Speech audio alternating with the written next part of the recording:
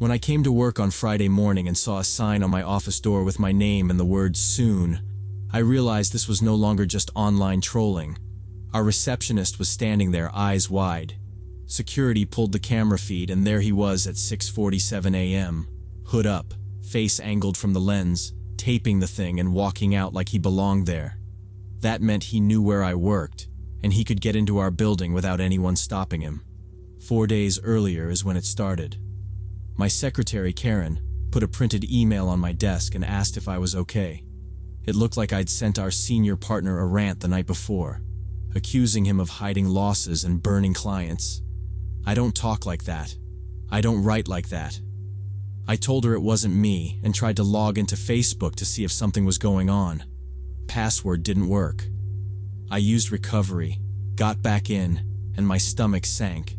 20 or so messages sent under my name to colleagues and clients in the last 24 hours. Some were bizarre, others were flat out insulting. Jokes about fees, random links. One told a longtime client to enjoy bankruptcy. I didn't panic. I'm 42. I've managed messy markets and messy people. I did what you do. I changed every password, locked down recovery emails, and turned on two-factor authentication for everything. Email, Facebook, banking, the lot. I sent a short note to everyone affected. My account was compromised. I was sorry for any nonsense they received, and I'd follow up personally. Most replied with some variation of, "No worries, Marcus." A few were not so friendly. One client wrote that jokes about easy money were unprofessional and offensive. Another asked if we should pause further trades. I could feel the small cracks forming, the kind you can't model in a spreadsheet. The next morning, a courier dropped a big box at reception with my name on it. I figured it was prospectuses. Inside was a dozen cheap plastic clown figures, the kind you'd get at a dollar store, and a plain white note. For the real clown. I showed Karen, trying to keep my face neutral so it didn't spread. 2 hours later, another package, children's coloring books. Then a third, empty, stuffed with crumpled newspaper. By 4 p.m., I'd signed for 7 boxes of junk. Every time the courier came in, I felt the air in the bullpen go tight. People kept their eyes on their screens a little too hard. I called the delivery company. The rep was polite but useless. All orders were placed online, paid with prepaid cards, shipped from third-party warehouses. "We can't identify the sender, sir." I hung up and wrote down the tracking numbers anyway. By late afternoon, I briefed our office manager and security again. We looked at badge logs and the morning's footage. Nothing obvious besides the hooded figure. "You want us to call the police?" the guard asked. I said not yet. I didn't want to escalate something that might still be fixed by better passwords and some common sense. That was me trying to sound calm. I didn't feel calm. 2 days later, flowers arrived. Not flowers. A funeral wreath big enough to block the hallway. White blooms packed tight with a black ribbon. My name was on it. My birth year. And the current year after a dash. Karen gasped, backed away like it might stain her. People came out of offices and stood there whispering. I told maintenance to take it to the loading dock and asked security for another camera pull. Same answer as before. Placed online, delivered by a normal driver who was just doing his job. No sender listed, no card beyond the ribbon. One of the analysts said, "That's messed up."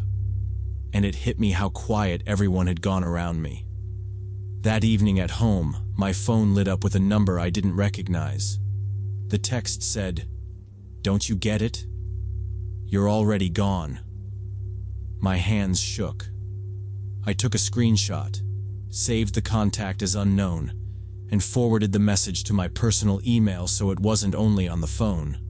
Then I called the police. I gave the timeline straight. Hacked Facebook on Monday, recovery on Tuesday, mass messages, packages Wednesday and Friday, the door sign this morning, And now the wreath in the text. This person knows my workplace. They've been inside the building. The officer asked some procedural questions. Did I know anyone who might hold a grudge? Any recent disputes? Any domestic issues? I said I'm a financial consultant. I use Facebook heavily for business, and bad news travels fast when your name is on client accounts. I wasn't going to guess. I just needed help. They sent a patrol car to take a statement. I showed them the printouts, the packages, the tracking numbers, the screenshots.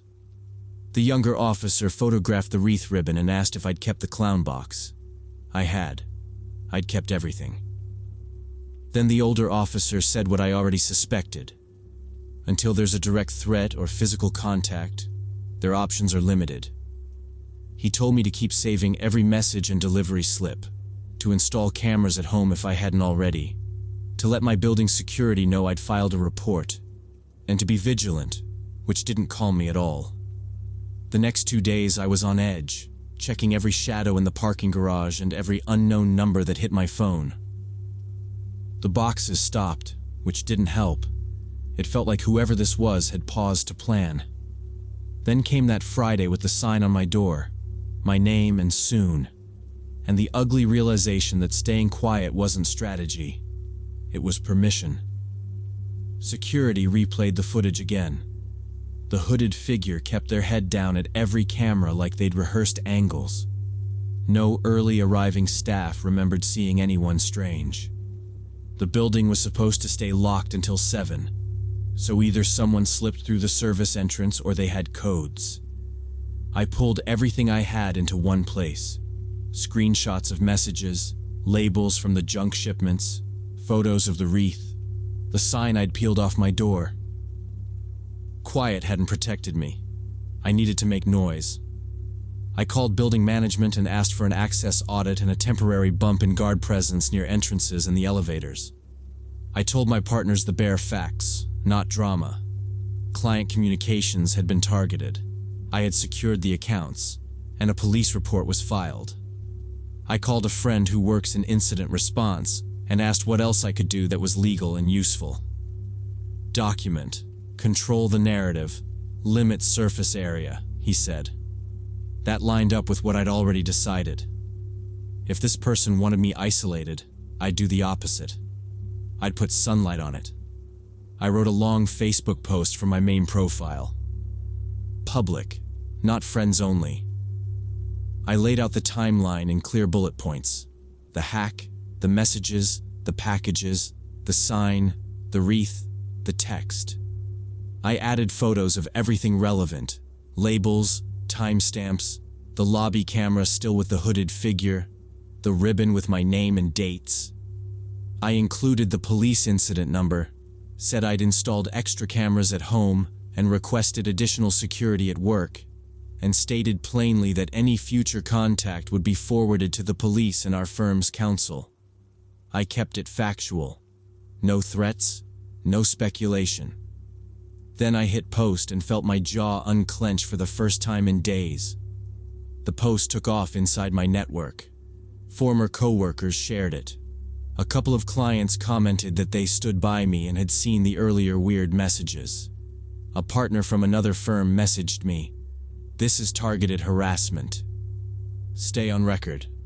I got a few DMs from people with half leads. One person said the clown boxes sounded like a prank a certain forum runs. I checked and, sure, there were threads where people sent junk to streamers, but nothing matched the wreath or the sign or the text. Another person said a guy she dated used prepaid cards to mail things when he wanted to avoid detection. I forwarded every scrap to the officer who took my report, even when it felt thin. At the office, I briefed security on the post and asked them to log any calls or visitors who mentioned it. Then it was like a switch flipped. No more boxes, no more texts, no new accounts pretending to be me. I kept waiting for the other shoe, but it didn't drop. Days turned into weeks. I still parked near cameras, still varied my routes, still checked my mirrors leaving the garage.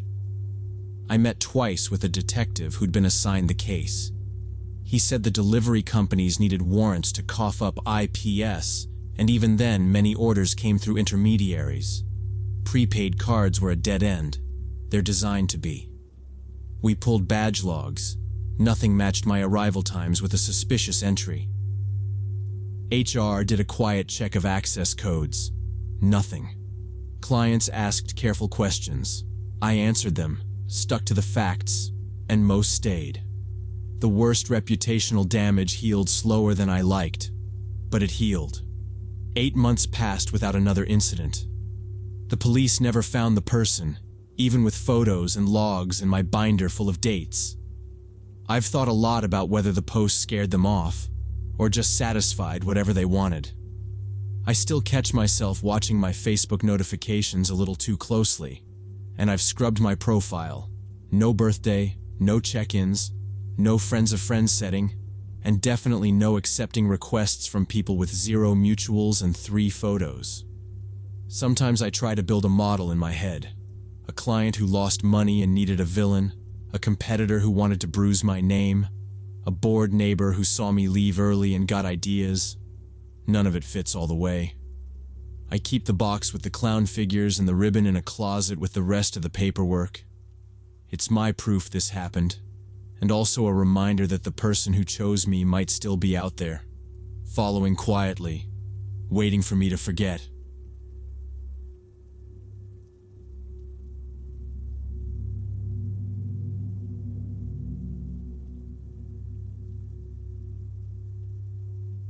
The screenshot of me serving during yesterday's practice appeared in my Facebook messages.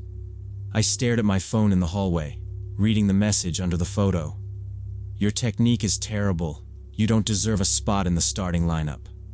The account had no profile picture, no friends, no posts, just the name, V-Ball Truth 2024, and that one message. I've played volleyball 3 years at Lincoln High, and just got moved to starting libero 2 weeks ago, when Coach Harris changed the lineup. My hands shook a little as I clicked on the profile, but there was nothing to identify them. I deleted the message and told myself it was just someone salty about the switch, maybe one of the girls who got benched. The next morning after practice, my phone buzzed during second period. Another message from the same account, this time a photo of me leaving the gym with my bag over my shoulder, and the text said, "I see every mistake you make." I told myself not to blow it up. People talk. But the angle of that second photo showed the fresh rip on my bag strap. Whoever sent it had been close. I kept my head down and waited for practice because I wanted to talk to a friend where it made sense, not in the middle of math. I showed the messages to my friend Madison in the locker room before evening practice. She scrolled, grimaced, and said, "Creepy. Keep everything. Don't respond." 14 girls meant lineup drama, so maybe it was just someone trying to mess with me. Then she said, "Could be a parent. Some of them are intense." After practice, while I packed up, another message came that made my stomach drop. It was a video, clearly filmed from the bleachers, showing me receiving serves during a drill we ran that afternoon. Under the video it said, "You stole this position from a girl who trained for 4 years." I went cold. This wasn't someone on a couch. Someone had sat in our gym and filmed me. I found Coach Harris and told him I needed to show the athletic director in the morning. He didn't minimize it. "Email me the screenshots," he said. "You good to get home?" I nodded, sent the email, and slept badly. Every small noise made me think about where the person sat and who recorded longer than normal. It felt paranoid, but not stupid. The next morning I went straight to Mr. Collins's office before first period and showed him everything. He's our athletic director, and he took it seriously right away, especially after the video. He called the school counselor and said we should contact the police because someone was on school property filming students and sending threats. 2 officers showed up within an hour. They photographed my messages and asked if I had conflicts with teammates or parents. I told them competition is tense, but I hadn't fought with anyone. They asked about exes, older siblings, and whether I'd noticed a car following me. I hadn't. They took my phone as evidence. The next 3 days without my phone were strange. I used a Chromebook to email my mom and coach, and Madison let me send quick texts from hers when I needed a ride. I stopped walking alone between the gym and the parking lot and stuck with teammates. Practice kept going that day. No one said anything, but people glanced at me. A couple of parents kept their eyes on me in a way that felt different for me. More focused, like they were tracking where I was. I kept telling myself that going to adults had been the right call. I didn't answer the account, didn't confront anyone, didn't play detective. I did the normal things I could control: school, practice, staying with friends, and letting Coach and Mr. Collins handle the rest. Still, standing on the end line during serve-receive, it was impossible to ignore the feeling that the room had shifted, and when I looked up, I noticed some of the parents on the bleachers watching me more carefully than usual, like they knew something was going on. On Saturday evening, my parents called me into the living room with serious faces and told me the police had results. They traced the account back to an IP address registered to the Mitchell family, which meant it came from Kayla Mitchell's house. Kayla played libero last season and now sat on the bench because I took her spot in the starting six. But it wasn't Kayla who sent the messages. It was her mom, Mrs. Mitchell, a 43-year-old office manager at a dentist office who apparently thought threatening a teenager would somehow change a lineup. I didn't know what to say. Hearing a parent's name made it feel more real and a lot uglier. My mom said the officers spoke with them that afternoon. They told her Mrs. Mitchell admitted to making the account after watching me at practice and at open gym. My dad said the police wanted to keep it calm and handle it with school discipline unless it escalated. He asked if I felt safe. I said yes, but it came out quieter than I expected. On Sunday afternoon, Kayla and her mom came to our house, and it was the most uncomfortable thing I've ever been part of. Mrs. Mitchell cried at the door, repeating that she wanted to protect her daughter who worked so hard and deserved to play. She sat on our couch with a balled-up tissue and apologized over and over. She said she never meant to scare me. She just hoped I would understand the situation and maybe step aside. My mom kept the conversation steady. "You filmed my child and sent threats," she said. "That's not protecting." Mrs. Mitchell nodded hard and said, "I know." Kayla sat stiff on the edge of the chair, eyes on the carpet. When my dad asked whether Kayla knew about the account, Mrs. Mitchell said no. Kayla finally whispered that she found out when the police came to their door. She said she didn't want this, that she was embarrassed. I told her I didn't hate her. I meant it. Mrs. Mitchell asked if I'd talk to Coach about more rotations so Kayla could have her chance again. I said that was Coach's decision, not mine. The whole thing lasted maybe 20 minutes. It felt like hours. The police decided not to press charges, but Mr. Collins banned Mrs. Mitchell from attending any school athletic events for the rest of the season. He emailed all parents reminding them about filming rules and conduct. I kept playing libero and our team had a decent season, but things with Kayla got tense.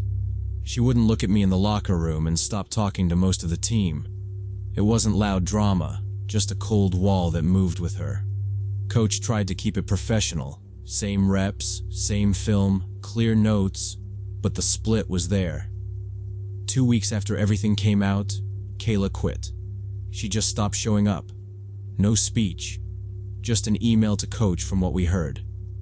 Some of the girls said I should feel bad, like I took something that was hers. I didn't agree. I didn't make the lineup. I practiced and did what I was asked. If roles were reversed, I would have fought for minutes, not made a burner account. I didn't say that part out loud. I kept my circle small, stuck near Madison, and avoided places where conversations turned into whispers. I focused on passing and reads, and tried not to obsess over who watched me from the stands. I changed my Facebook privacy settings so only friends could message me and tightened everything else. I saved the screenshots in a folder in case things flared up again. Before and after practice, I scanned the bleachers. Not in a paranoid way, more like checking lanes before a merge. If it was dark, I left with teammates. A couple times I saw a parent filming for too long and flagged coach. He handled it without making a scene. I learned exits, kept my gear close, and skipped posting locations until after I'd left. It all felt like basic safety, which made me a little mad because it shouldn't be necessary. But I also wanted control over something. Our season ended in the first round of playoffs. We shook hands, took the group photo, and then I walked out of the gym with my bag and looked up at the empty bleachers. My stomach still tightened like there would be another message waiting somewhere. It's been 4 months now, and I still feel weird sometimes when I'm on the court, wondering if someone in the stands is taking photos or videos of me. I keep my routine tight and do my job, but I look up more than before. People think high school sports are small, but it stops feeling small when a grown adult points a camera at you and tries to push you out of your place. What I learned is simple. You don't know what people will do when they think their kid is being treated unfairly, even when they absolutely should know better.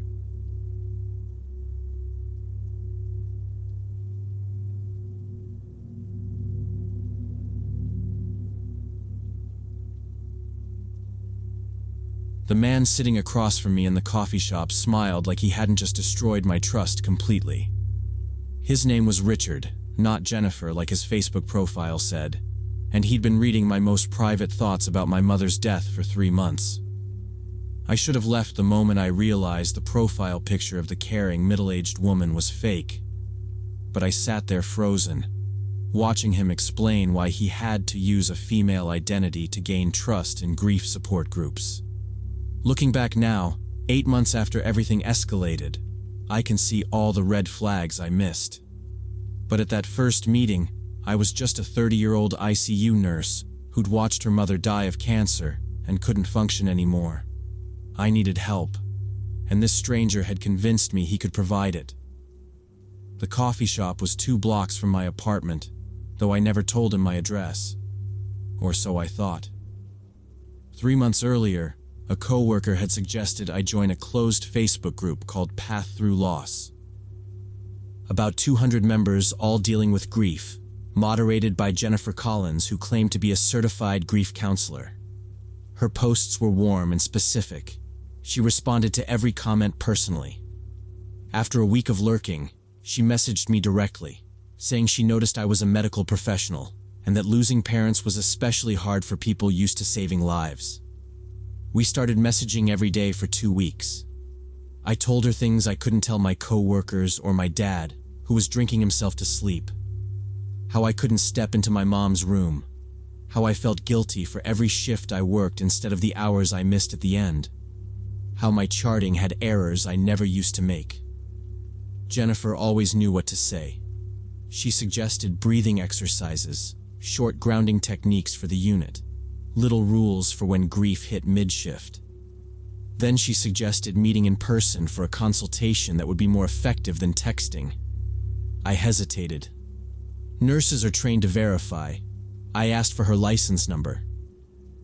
She wrote that she'd bring her cards and paperwork to the meeting because she preferred not to send images in DMs. It sounded reasonable in my exhausted brain.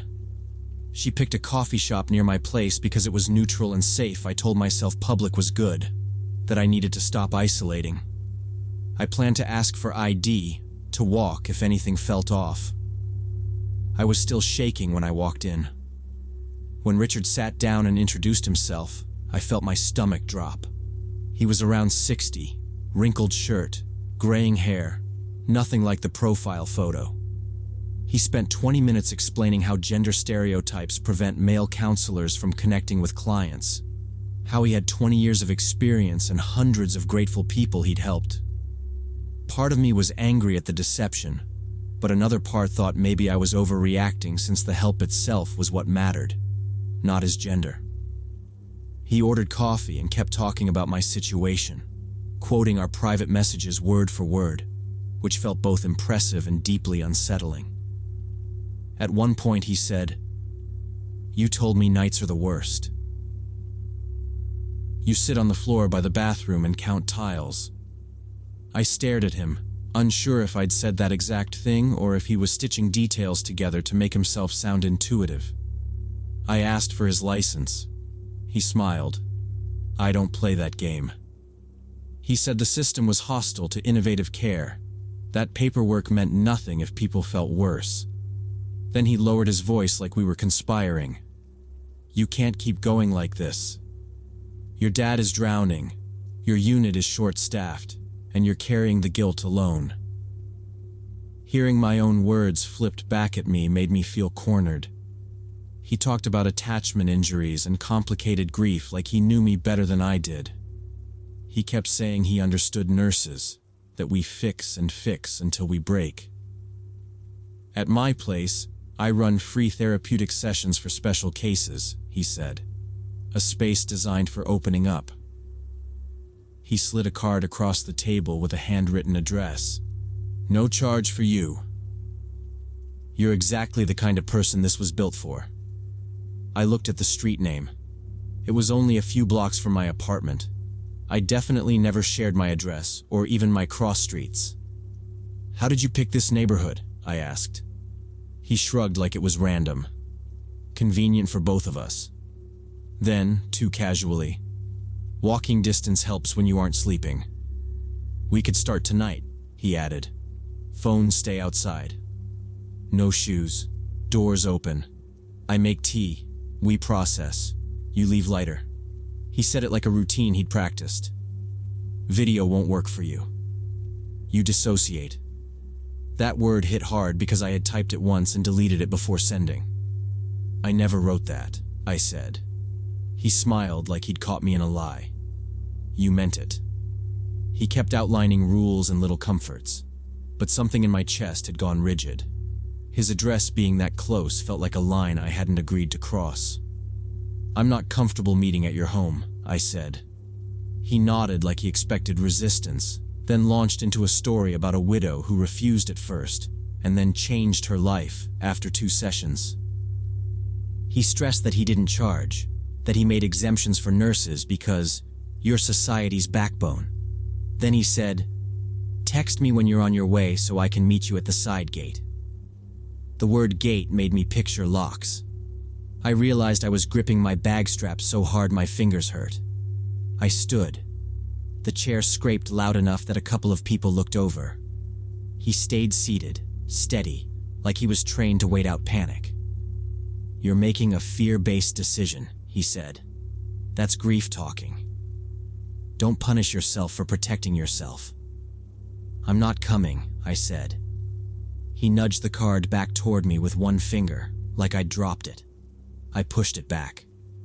He studied my face, then softened his tone. "Text me when you get home so I know you're safe." I picked up my bag and thanked him for the time because politeness is how I end things when I'm scared. He said his door was open whenever I was ready to do the real work. I told him I'd think about it, which was the easiest lie I had. The coffee he'd ordered for me sat untouched and cooling between us. I politely declined and left feeling his eyes on my back the entire way out. The next day he messaged 3 times asking how I was and if I'd thought about his offer. The first was, "Just checking in." The second was longer, about how avoidance made grief worse. The third said he had an opening that evening and I should seize it. I didn't respond. I told myself silence was safer than feeding him anything he could twist. 2 days later, I woke up to a notification I didn't understand at first. My profile picture tagged in a public Philadelphia residence group I'd never joined. The post said I was an unstable ICU nurse at St. Luke's, who refused treatment, and that my patients were in danger. He quoted phrases straight from our private messages. How I couldn't focus. How I felt guilty for mistakes. My stomach flipped. I blocked him everywhere and reported the post. Facebook removed it after a day, But the screenshots had already spread and some stranger comments were ugly. Fire her. Report her to the board. My supervisor called me in after someone anonymously sent her the screenshots. She shut the office door and slid her phone across the desk. Do you know this man? I told her everything, as simply as I could. I hate crying at work, but I shook hard enough that I had to steady my hands on my knees. She believed me. She said HR would document it and that I wasn't under investigation, but she also said to be careful online because perception matters even when it's false. I nodded and felt small. It burned that I had to defend myself against lies made from my own grief. For the next 8 months there was silence. I blocked new accounts as soon as they appeared. Work settled. My dad cut back on drinking because Jason moved him closer. I changed my commute to avoid passing that coffee shop. I almost forgot about Richard. I figured he moved on to someone else and told myself I got lucky. Saturday morning, I was sorting laundry when my phone rang. Jason. He went straight to, "Did you see the new group with your face on the cover?" I didn't even ask what platform. I already knew. The group was called Betrayers of Healing, Truth About Liars, administered by Richard Wilson with my face as the cover image. The description said they exposed people who manipulate therapy for their own gain, starting with a nurse from Philadelphia who betrayed a support group's trust. My full address was posted, my workplace, even a photo of my house from the sidewalk that I never noticed him taking. There were about 30 posts. He twisted my stories to make me look like a narcissist and a manipulator. He wrote that I weaponized grief to get attention and used patient suffering as a shield. People I didn't know piled on with smug advice. A few defended me and got drowned out. My brother works in IT. He dug deeper and found Richard had been expelled from 3 professional psychology associations for ethics violations and boundary issues with clients. He never actually had a license. He just read psychology books and collected jargon. Jason sent me screenshots of archived pages and old forum threads where people warned others about him. I felt sick and also stupid for not searching harder in the beginning. We filed a complaint with Facebook, attached the doxing, and then went to the police station to file a cyber-stalking report. The officer was polite but kept saying, "different state," and difficult to prove immediate threat. He suggested restraining orders if Richard came here physically and told me to tighten my privacy settings. I did all of it the same day. The group got shut down after a week. I saw the "this content is no longer available" message and let out a breath I didn't realize I'd been holding. But the relief didn't settle. I started getting friend requests from accounts with no photos and generic names like Jenna Smith or Mary Jones. Sometimes 2 at once. Sometimes 1 right after I posted something unrelated, like a coworker's birthday cake. I locked everything down, changed my profile picture to a plain icon, removed public posts. I told friends if they saw my name to verify in person. I'm too afraid to accept any of the requests in case it's him again. I think about that first coffee shop meeting more than I want to admit. How normal it felt to sit across from someone who sounded helpful while quietly building a file he could turn against me. I don't think there's a neat fix for this. I'm careful now in ways that make me feel older. No new groups, no sharing details I can't afford to see online. I'm not trying to scare anyone off therapy or support, just the opposite. But if someone pushes you to their home, refuses basic proof, or knows things you didn't tell them, leave and don't explain. Block, report, document, and bring someone with you when you tell your boss. I wish I'd done all of that sooner. I don't want revenge. I want to keep my job, keep my dad steady, and not see another blank profile with a friendly name pop up on my screen.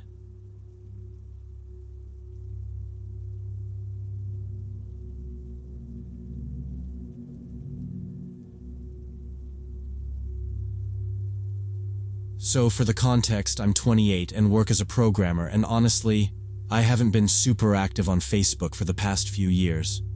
I mostly just scroll through to check birthdays or see what old friends are up to maybe once a week. That's it. I'm Ryan Caldwell, and I barely post anymore. No hot takes, no gym selfies, just the occasional like when someone has a baby or gets a dog. That's why when I got an invitation to my 10-year high school reunion, I was actually kind of surprised.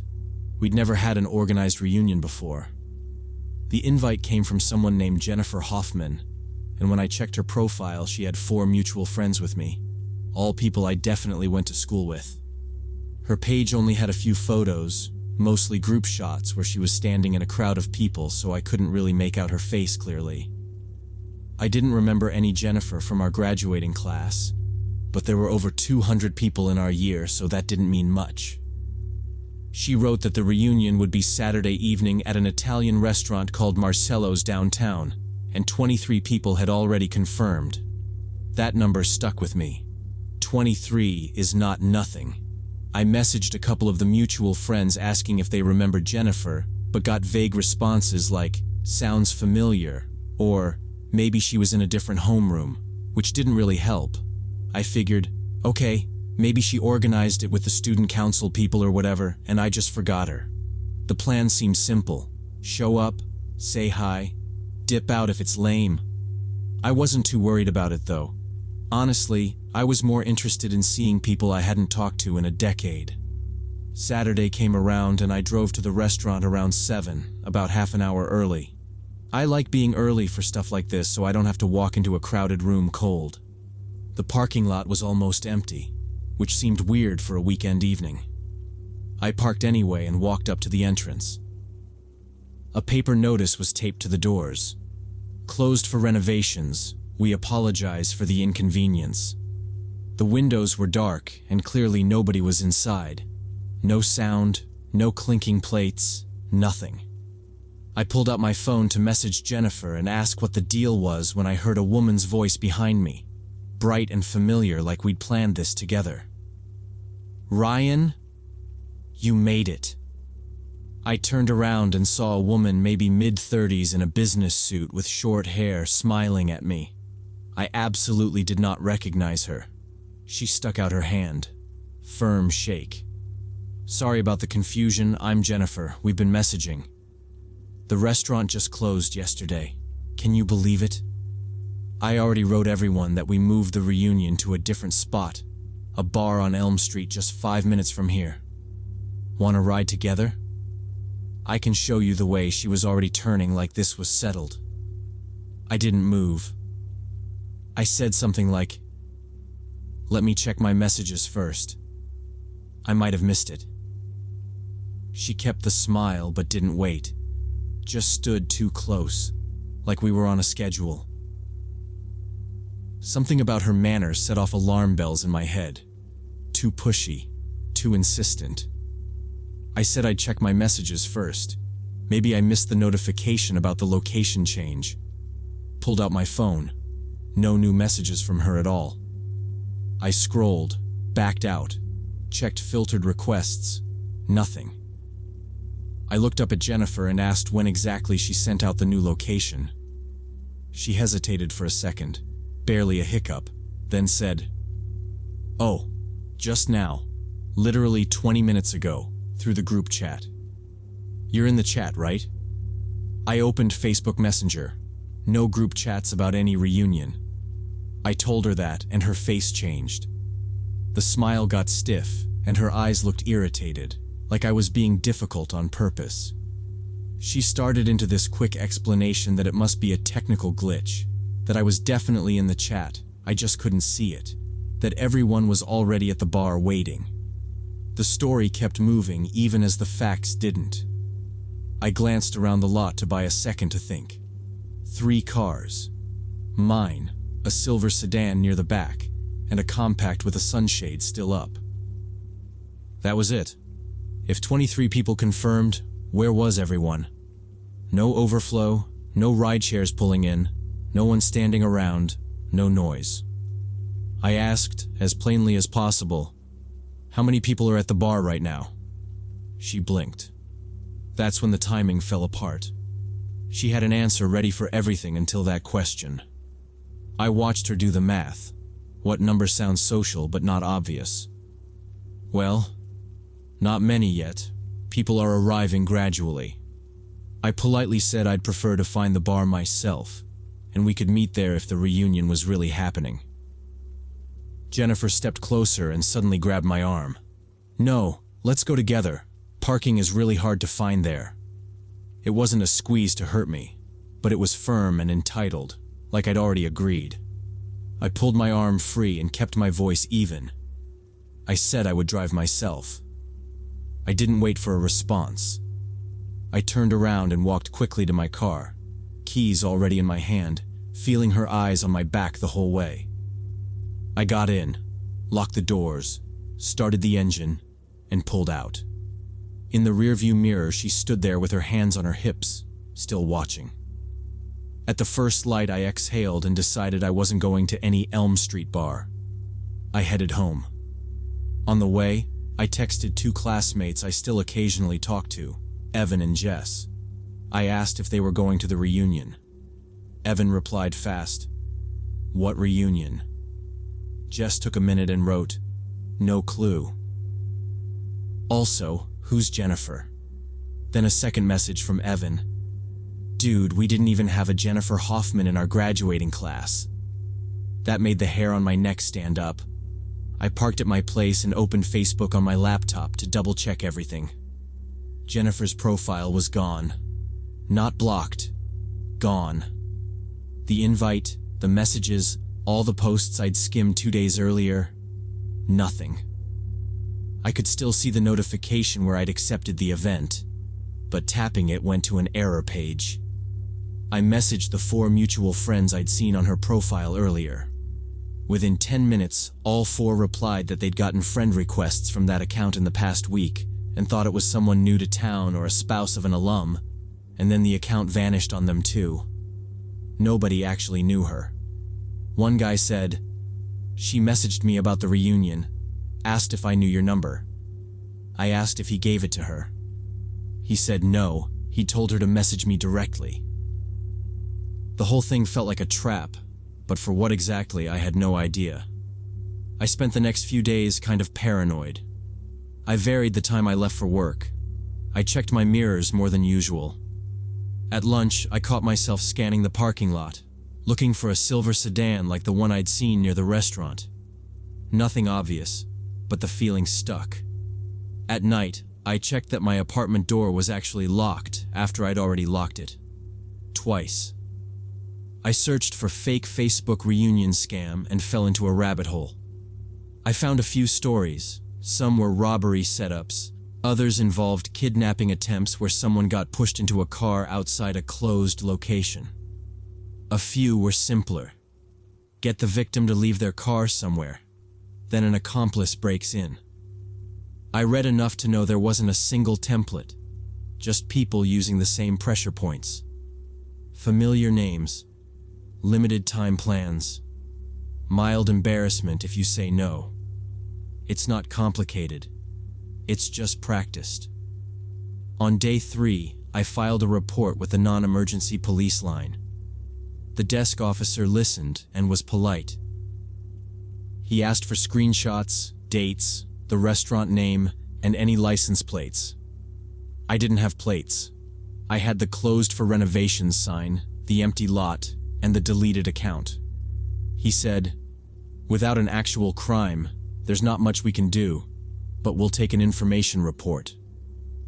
I emailed the screenshots and gave him the list of mutual friends who'd also been contacted.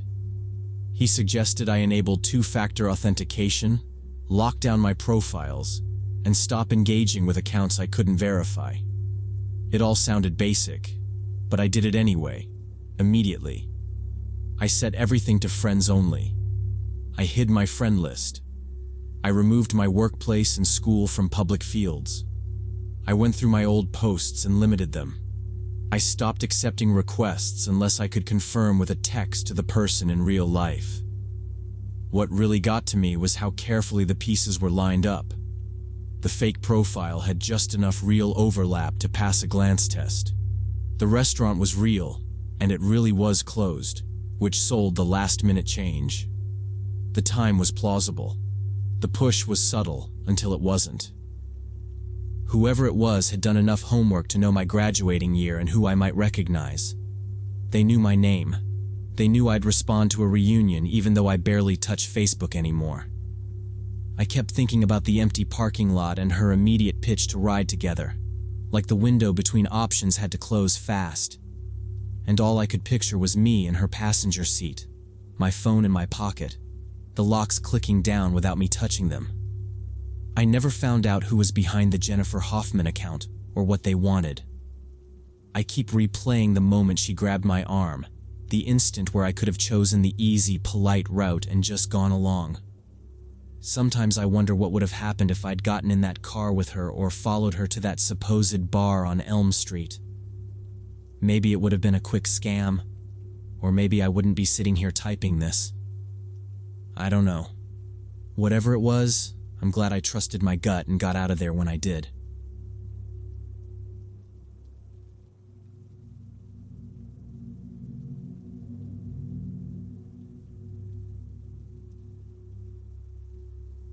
I've been working as a personal trainer for 5 years now, and I use Facebook pretty actively to promote my services and share fitness tips with clients.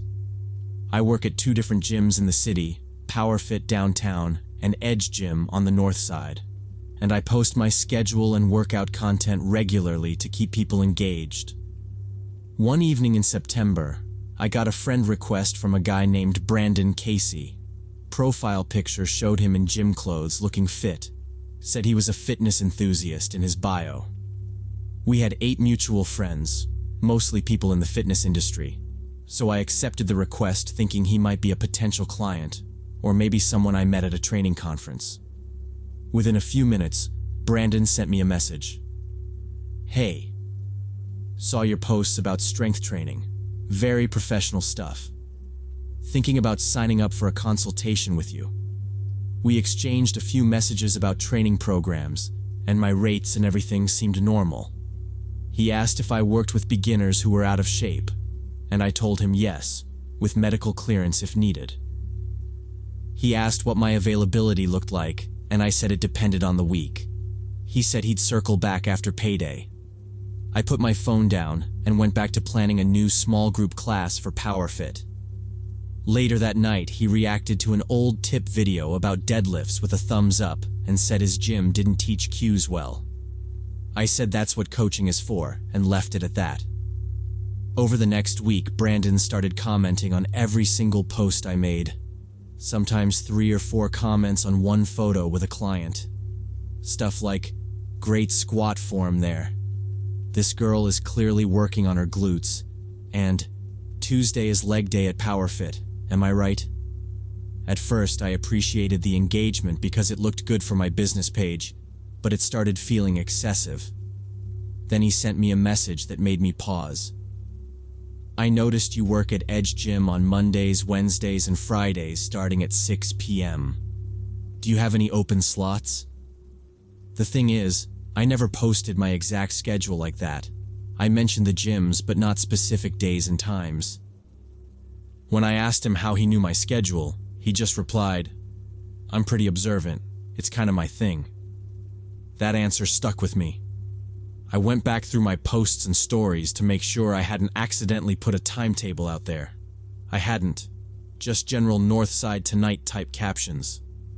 I told him I handle scheduling after an intake form and gave him my business email. He sent a winky face. I shifted my posts to after the fact, not in real time, and hid stories from anyone who wasn't a client or coworker. It felt overcautious, but it also felt responsible.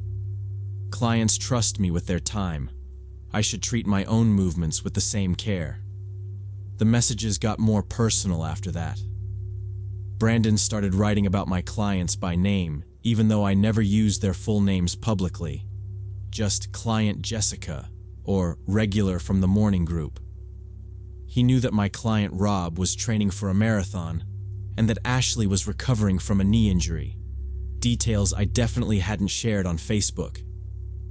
He'd comment on posts from different gyms within minutes of me publishing them, whether I posted at 7 a.m. or 10 p.m., like he was constantly watching my account. I tested myself to make sure I wasn't being dramatic. I scheduled a post to go up later in the evening and changed the caption after it published. He commented 40 seconds in with, "Love the blue mini band progression," even though no color was visible in the clip. That threw me. I asked a coworker if she knew a Brandon Casey. She squinted, said the name sounded familiar from comments, but she'd never trained him. I checked our mutual friends, mostly gym folks, a few coaches I barely knew. No obvious connection that would explain the client details. He started sending DMs that slid out of anything business related. "Morning groups are better for fat loss for you," he wrote once, like he'd been auditing my schedule. Another time, "I saw Jessica's front squat. Tell her to widen her stance." I answered neutral. "Please don't comment on my clients." He replied, "I'm just trying to help." I didn't engage. He switched to commentary about me. "You film from the cable tower at PowerFit because the lighting makes your shoulders pop," he said. That was weirdly specific. I started using different corners when I filmed, which is annoying because consistency matters for progress clips, but I didn't care. If he was guessing, he'd stop. He didn't stop. One morning at PowerFit, mid-session, my phone buzzed on the desk with a message preview that made my stomach drop. "The blue workout outfit looks good on you. I know your route home after your evening shift at Edge." I hadn't posted a photo of myself that day. I was wearing blue. The client I was with, a nurse, watched my face change and asked, "You okay?" I nodded too fast and told her to finish her last set. While she rested, I scrolled back through the chat with shaky hands and took screenshots of everything. I checked my business page, no live posts.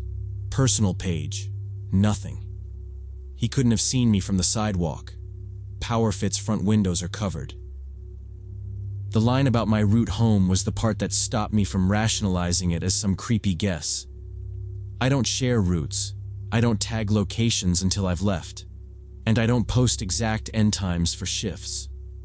I stayed on the floor with other trainers until my client left. Then I went straight to the front desk. I opened Facebook, went to Brandon's profile, immediately blocked him, and showed the entire conversation to the gym manager. The manager at PowerFit told me I should file a police report, especially because of the comment about knowing my route home. He wasn't dramatic about it, just firm. I agreed. I went into the office, sat at the computer, and started organizing screenshots while he printed a copy of our policy. I gathered everything from my phone and the business page, over 100 messages and comments across 3 weeks. I included the blue outfit line and the route home line at the top of the stack. The manager said, "Go now." I drove to the precinct on my lunch break and checked in. A detective took my statement. He asked for my timeline, asked if Brandon had ever made contact in person, and asked if I had any idea how he learned my route. I said no. He explained that Facebook could provide information with an official request, but it might take time. I signed everything. A week later, I got a call while I was between clients. The detective said they had an update.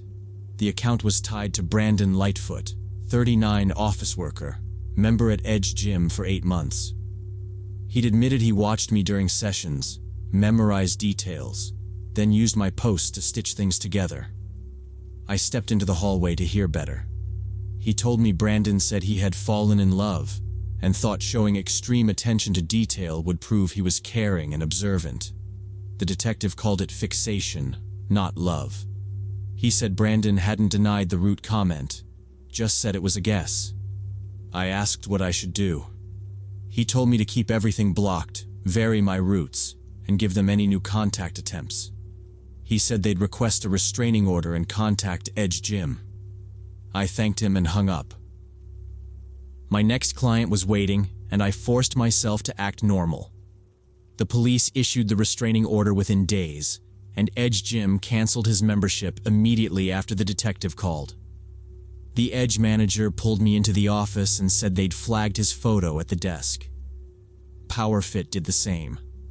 Both gyms added a note to call the police if he showed up. I never saw him again. Still, I changed how I worked online. I made my personal profile completely private, pruned followers, and set every old post to friends only. I created a separate business page with limited information, rates by request, no client names, no live locations. I stopped posting exact schedules entirely. I set a rule to post sessions only after I'd left the building and only generic captions. I tightened client forms so they understood I wouldn't tag or name them, even first names. I turned off story replies except for current clients. I reviewed my phone settings and killed location permissions for every app. At work, I changed small habits. I kept my keys in my pocket on the floor. I asked coworkers to walk out with me when we closed. We set a quick code word for the desk if someone lingered too long. I stopped accepting friend requests from anyone I didn't personally know or verify. The weirdest part is knowing he was probably just sitting on a machine or near the cardio row, watching me work and taking mental notes like some project. It's been 6 months. I still train at both gyms, but I scan the floor and mirrors. If someone watches too long, I move. I don't assume engagement is harmless anymore. I keep boundaries tight and get on with the session now.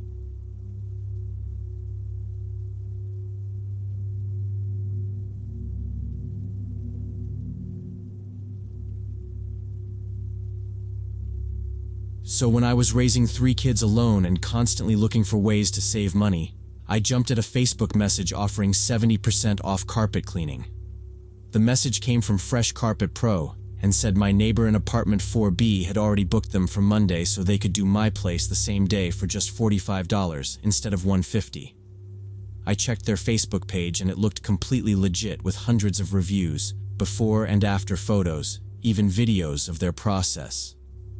My carpets hadn't been cleaned in over a year with juice stains and chocolate ground into them from the kids. I messaged back saying to book me for Tuesday at 10 in the morning, gave them my address and phone number. They said payment after service in cash. Seemed like a great deal, and I figured why not save some money since I was always stretched thin working as a clinic nurse. I even told Ethan and Sophia to pick up their Legos because strangers won't dodge your booby traps, which got 2 eye rolls and Lucas chanting, "No Legos, no Legos," like it was the law. I screenshotted the confirmation, set a reminder, and even thought, okay, maybe my place will stop smelling like apple juice and socks for a minute. I tried to DM Melissa in 4B to ask if she'd used them before, but her messages were locked. I figured I'd catch her in the hallway. I didn't. Tuesday morning, I took the day off, dropped the kids, Ethan 10, Sophia 7, Lucas 4, at school and daycare, got home by 9:30, and stacked chairs, pulled toys off the floor, all that. 10 came and went. At 10:15 I told myself, traffic. At 10:40, I messaged them. Hey, running late? It stayed on delivered. I called the number on their page and got, the customer is unreachable. By 11:30, I was pacing and mad at myself for believing in a bargain, but also relieved there was no deposit to lose. I left a comment on their Facebook. No show after I took off work. It posted fine. An hour later, the whole page was gone. That's when I felt stupid and a little freaked, because normal businesses don't evaporate. I rolled the rugs back out, put the room together, and told myself to move on. That night, I told the kids the cleaners rescheduled. Sophia went, "So, the chocolate stays?" I said, "For now." Wednesday, I went into the clinic and my charge nurse gave me that look, kind but a little "I told you so," when I explained why I'd been out. Work was normal. A couple of wound checks, a flu shot tantrum, a blood pressure scare that wasn't. By 4, I was thinking about dinner and how the 45 I didn't spend could be groceries. I picked the kids up from aftercare. They were talking over each other about library stickers and who cheated at kickball. It felt like any other weekday. Walking up to our building on Market Street, I saw Mrs. Chen, my downstairs neighbor, waiting by the entrance with her purse hugged to her chest. She's not dramatic, so the way she said my name, soft and urgent, made my stomach flip. "Some people tried to open your door today," she said. The kids froze. Lucas clamped my leg and whimpered. I asked, "What people?" And she took a breath and told me. Around 2, a white van with a carpet cleaning logo pulled up. 2 men in blue coveralls got out with hoses and a machine. They buzzed in behind a courier like they belonged here and went straight up to my floor. She heard knocking for a while, then the sound of metal on metal. That's when she opened her door. "Excuse me, what are you doing?" she said. She asked them. One guy, tall with a beard, answered without missing a beat. "Melissa Grant ordered carpet cleaning, ma'am, but her door's stuck and our key won't work." Mrs. Chen told them she knew me, that I would have told her if I was having work done, and she was going to call me at work right now. She said the 2 guys looked at each other, quick look, like a signal, and the tall one said, "We must have the wrong address." Then he tugged the other one's sleeve. They scooped up their tools fast and hustled back down.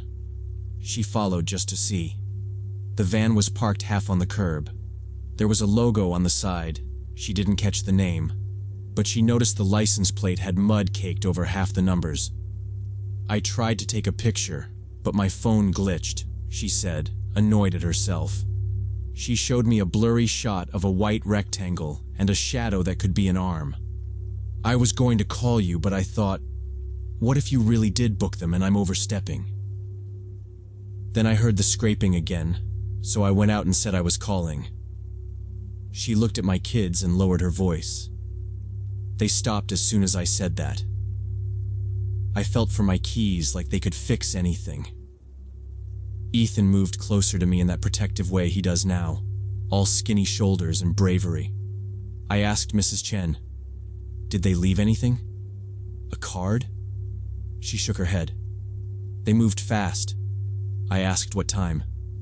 2:10, maybe 2:15, she said. I remembered I was in room 4 doing a dressing change at 2:15. I could see my front door in my head and hear that careful tapping sound locks make when someone who isn't me is touching them. I thanked her, told her she probably scared them off, and asked if she'd ever seen the van before. "No," she said, "but they looked like workers. If they hadn't touched the lock, I would have stayed inside." The kids were quiet now. Sophia squeezed my hand once, like a question. I unlocked the lobby door and looked up the stairs, then back at Mrs. Chen.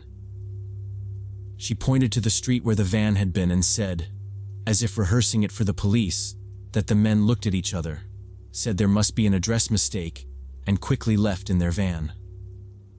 I went upstairs with the kids, staying quiet because they felt my panic. The door looked intact at a glance, but around the keyhole were fresh scratches, thin, shiny arcs like someone had pushed a screwdriver and slipped. Ethan whispered, "Is our stuff gone?" I said, "We're not going in yet."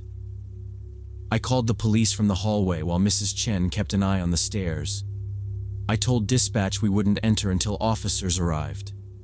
40 minutes dragged, and the kids sat on the floor against the wall because standing made them fidget.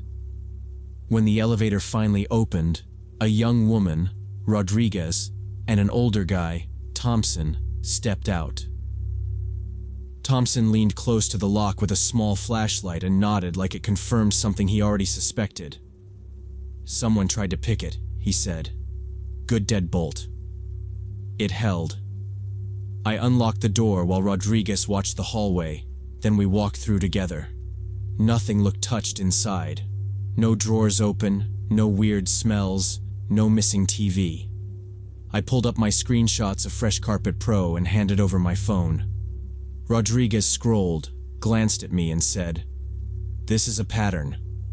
They build a fake business, target single parents, figure out when the place is empty, and show up in uniforms so nobody questions them." Thompson added, "These pages are copied. Reviews, photos, the works." They asked how anyone would know my routine. I told them about a public post from 3 weeks ago, me in scrubs after a night shift, and another where I complained about 9 to 5 all week. I felt heat in my face saying it out loud. Rodriguez nodded, not judging, just fact-gathering. "That's enough for them," she said. "They cross-reference with your building's layout from rental listings or even Google Images, then wait for a window." Thompson took notes, asked Mrs. Chen to repeat what she saw. She told them the time, the coveralls, the excuse about my door being stuck. Rodriguez asked if we wanted to file a full report. Of course I did. She gave me a case number and said they'd flag the area for similar vans. Thompson showed me where the metal had shaved near the latch. "They were testing how committed you are to your lock," he said, and told me it did its job. I asked what to do tonight. "You can stay here," he said, "but change the lock as soon as you can and tighten your online footprint." Rodriguez looked at my kids and said, "Good job staying with Mom. If anyone says they're here for her, you don't open, you call her." They were honest about the odds. "The van's probably rented," Thompson said. "Coveralls from any supply store." Numbers are prepaid that's already tossed. Rodriguez suggested I switch my Facebook to private, strip out work and kid details, and avoid posting in real time. After they left, I stood there for a second because it was tempting to pretend it was over. Then I called a locksmith. He said he could come in an hour. I texted my sister, told her what happened without the scary parts for the kids, and asked to borrow $200. She sent it with a swear word and a promise to call later. When the locksmith arrived, he swapped in a reinforced deadbolt and a strike plate that looked like something you'd put on a shed, but he said it was what apartments needed. He showed me how it seated better, how the screws bit deeper. I paid, thanked him, and locked and unlocked it 3 times while he watched. That night I went through my Facebook and made the profile private. I deleted the clinic selfie, the schedule complaints, and every post with the kids' names. I pulled my phone number off anything public. For the next few weeks, I came home with my heart in my throat, scanning the door before I put the key in. I checked the frame for new scratches, dragged a chair in front of the doorknob at night, even though I knew it wouldn't stop anyone serious. And I taught Ethan to never open the door, period. Not for deliveries, not for anyone claiming they were sent by me. He took it seriously. Sophia asked if she should hide her tablet. I told her to leave it, not because it didn't matter, but because I didn't want her thinking like a burglar. The scariest part was realizing they knew exactly when I was at work and the kids were at school, that our place would be empty. Mrs. Chen only happened to be home because of a cold. If she wasn't, they would have gotten in, taken what they wanted, and maybe come back knowing the layout. This was 2 days ago, and I still jump at every knock on the door and check the lock 3 times before bed, even though police say they usually don't return to a burned address.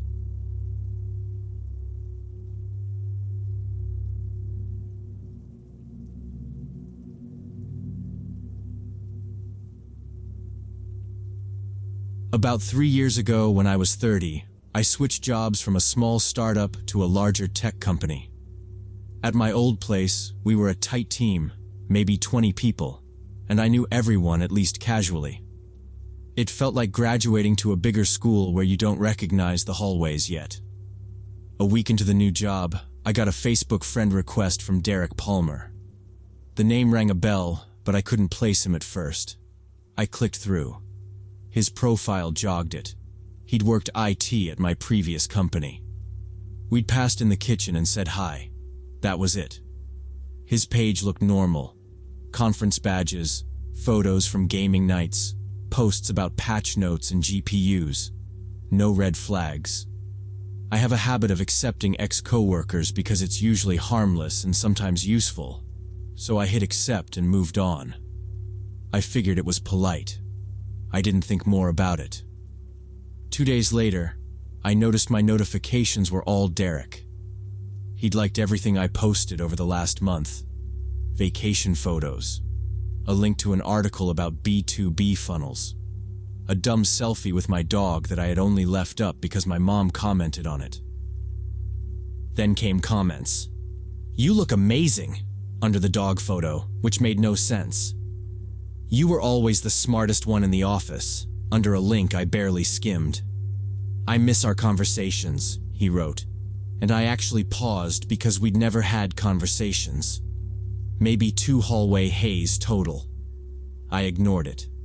I posted a photo from dinner, me and my husband David, at a place near our apartment, and within minutes Derek commented, "Lucky guy," with a row of hearts.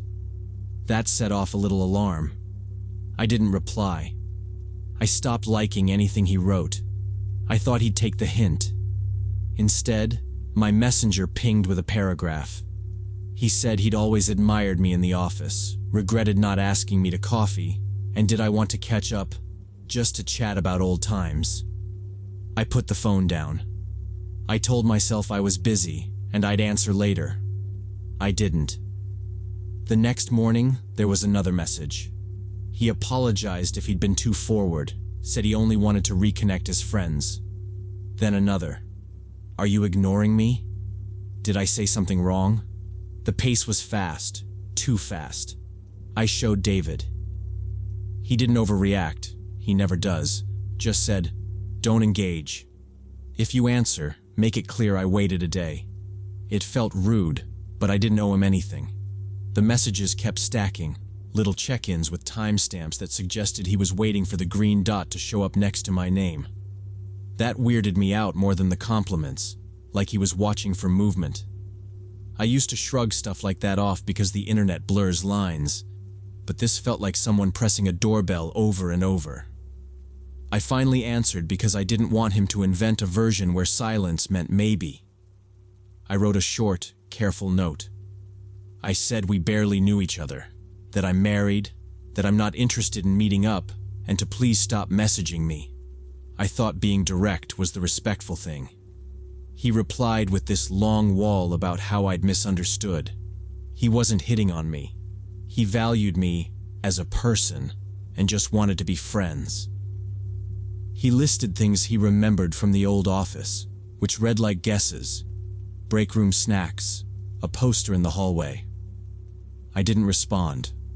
I figured we were done. We were not. The next day, David got a message from a stranger. He showed me the screenshot. It was Derek introducing himself as my old friend and asking, "Hey, your wife isn't answering messages, is she okay?" "We're all worried about her from the old job." I stared at the phrasing.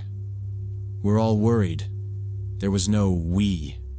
It was absurd and creepy at the same time, like someone trying a tactic he thought sounded reasonable.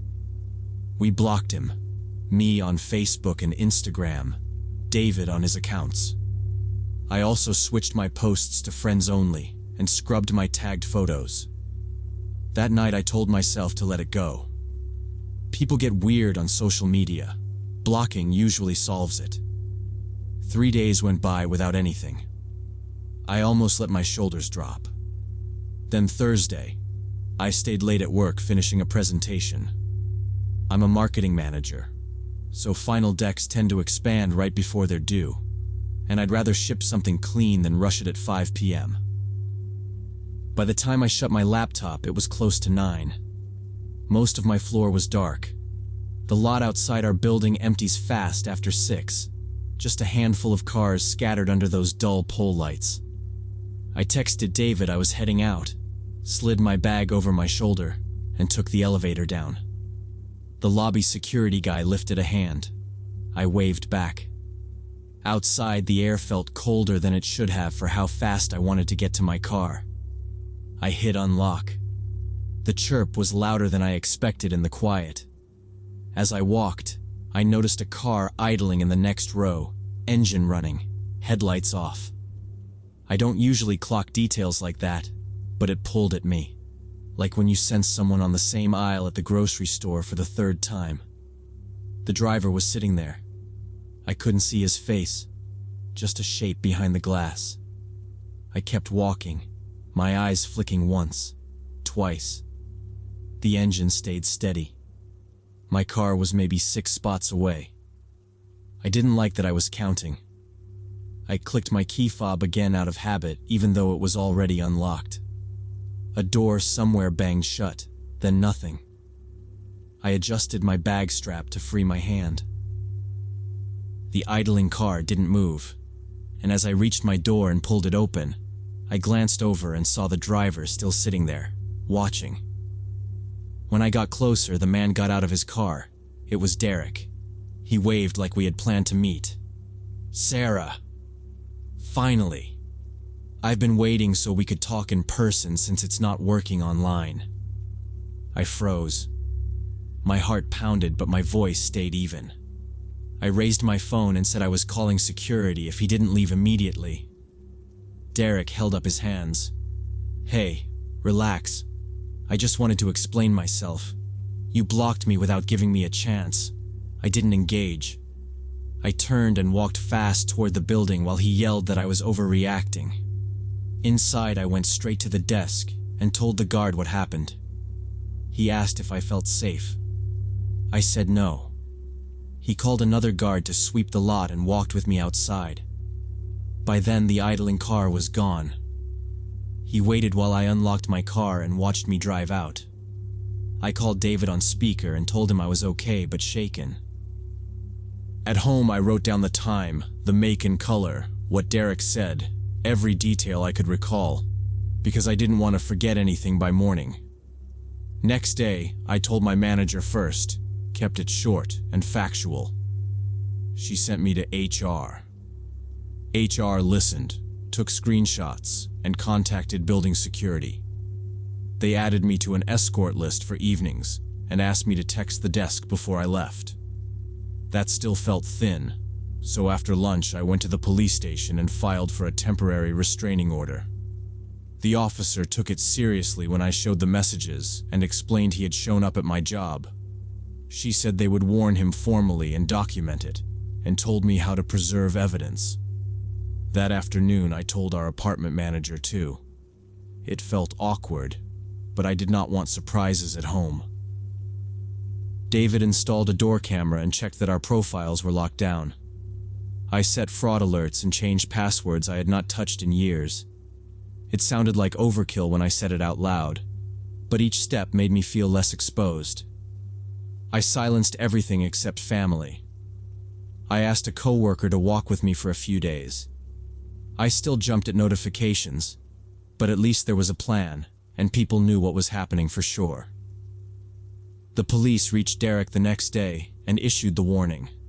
After that, he went quiet. No new accounts. No emails. HR circulated his photo to front desk staff with instructions to call security if he appeared. The temporary order got set for a hearing in a month. I kept saving everything in a folder, but nothing new arrived. I stuck to obvious precautions, parking close to the door, leaving with coworkers, letting security walk me out. It was not dramatic, just steady. A week passed, then 2, and routine started to return, even if I watched the entrances. A month later, I stood in front of a judge with printed screenshots, a copy of my report, and the incident note from building security. Derek showed up in a wrinkled button-down and said he was trying to fix a misunderstanding and that I had hurt his feelings by blocking him. The judge asked a few narrow questions and then granted the order for 2 years. Derek stared at the table while the clerk read the conditions. I walked outside with my copy and called David. For the first time in weeks, my hands weren't shaking. He did not show up again. No more night notifications. No cars idling in the lot.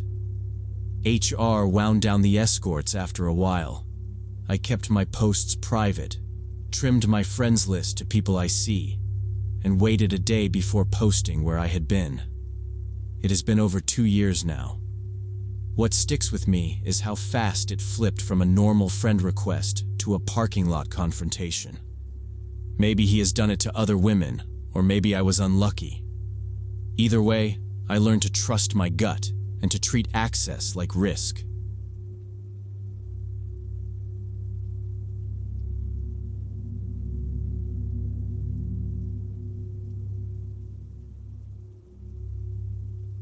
During the summer of 2024, I was fresh out of college and applying for marketing jobs like crazy, which meant I needed to update my professional photos for LinkedIn and my resume. I'd never liked the ones I took in the campus library.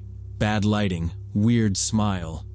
But every job listing was like, attach a current headshot, and I was starting to feel like that one photo was holding me back. Studio prices were ridiculous, so I started scrolling local Facebook groups, buy/sell/trade, community bulletin boards, whatever, filtering for headshots. In a group called Photography Services Metro Area, I saw this post from Crystal Lens Photography. $80 headshots, neutral backgrounds, quick turnaround. The page had maybe a dozen examples, all clean and standard. Comments said things like, "Love my pics," and "fast edits." I messaged Crystal, introduced myself, and she replied in under 5 minutes with pockets of questions that sounded professional. What industry? Do I want horizontal for banner or vertical for resume? And then, Saturday at 2 p.m. works? I said yes, asked for the studio address. She wrote, "I work from a home studio on the west side. I'll send you the exact address on Friday." That sounded fine. Lots of people work from home now. I put it in my calendar. I also Googled the name just in case. Nothing bad, nothing really at all, which I told myself was normal for small operators. Friday evening she sent the address. I dropped it into Maps while I was eating dinner. Residential street, almost outside the city limits. A little far, but whatever. I checked again because the satellite view looked very regular. No signage, no business listing. My friend said, "If you feel weird, don't go," which is good advice in general, but I needed these photos, and honestly, I didn't want to pay triple downtown. Saturday I left early so I wouldn't be rushing. I pulled up to a single-story house with a tidy yard, no studio sign, no cars in the driveway. I texted here, and within a minute a woman in her 40s came out. Jeans, black t-shirt, hair in a low ponytail. "Jordan?" she asked. I nodded. She smiled too big, then kind of flicked her eyes over my outfit like she was checking if I was shoot ready. "Perfect," she said. Then, immediately, "The equipment is at my studio location about 10 minutes from here. Let's take my car." I know the way. I stood there, hand on my door, and asked why I couldn't just meet her there. She laughed. Not mean, just off. "There's no parking there. Everything's taken." "It's faster this way," I said I could follow, and she shook her head. "GPS doesn't take you to the right entrance." She was already walking toward a gray minivan parked on the street. I thought about leaving. I also thought about the $80 and all the saved tabs of jobs I hadn't applied to yet because I wanted new photos first. I felt uncomfortable, but I'd already driven 40 minutes, and I didn't want to seem paranoid or waste the trip. I texted my friend headed to second location, because that's something I do now when I meet strangers, learned the hard way with Facebook, Marketplace, then got into her beat-up gray minivan. The interior smelled like air freshener layered over something older. A tripod case lay across the back. She talked fast about backdrop choices, white, gray, maybe a textured wall you'll love, and pulled away. We went through suburban streets, then out toward those new developments that all look copied and pasted. Not toward downtown, further from the city. I watched the map without pulling it up, just the sun and the highway sign sliding the wrong direction. After maybe 10 minutes I asked, How much farther? She said, just a few, which didn't answer anything. 5 minutes later, I tried again, lighter. What's the studio called? No answer. I thought maybe she didn't hear, so I repeated myself. That's when she snapped. I'm spending my time on you and you keep asking questions. Do you want these photos or not? Her voice went flat and hard. The sudden change made my stomach drop. I kept my own voice calm. I just want to know where we're going. She hit the turn signal too late and cut across the lane. We're almost there, she said, jaw tight. The minivan shuddered over a pothole. I said, okay, but I need the address. I told someone where I'd be. Her eyes flicked to me, sharp. You told someone? I nodded. Yes, I always do. Her mouth pressed thin. We passed a strip of storage units and a half-empty office park. My heart was pounding loud enough that I felt it in my throat. I said, please stop the car and let me out. She didn't slow. We're almost there. Don't be such a difficult client. I unclicked my seatbelt. Stop the car, I said, louder. She kept going. I pulled my phone up and said, stop the car right now or I'm calling the police. She jerked the minivan toward the curb and braked hard enough that my shoulder hit the door. I grabbed my bag, popped the handle, and jumped out with my bag. Didn't even look back. I called an Uber and waited at a bus stop, keeping my eyes on the cross street until Crystal's minivan disappeared. I didn't want to be dramatic, but my hands were shaking and I couldn't make them stop. When I got home, I blocked her on Facebook, archived our messages, and convinced myself I'd probably overreacted. I told my friend the short version, weird vibe, I bailed, and pretended that was the end. I tried to get back to applications. I even took a new selfie by a white wall and thought, fine, good enough for now. A week later, I was back in the photography services group. I know. Money was tight, and I still wanted something that looked professional. I saw a post from Makeup by Miranda, offering free makeup for portfolio shots in exchange for photos for her own portfolio. The post looked legit. Before and afters, a clean logo, comments from people tagging friends. The page was created 2 months ago, which felt recent but not brand new. I scrolled her photos.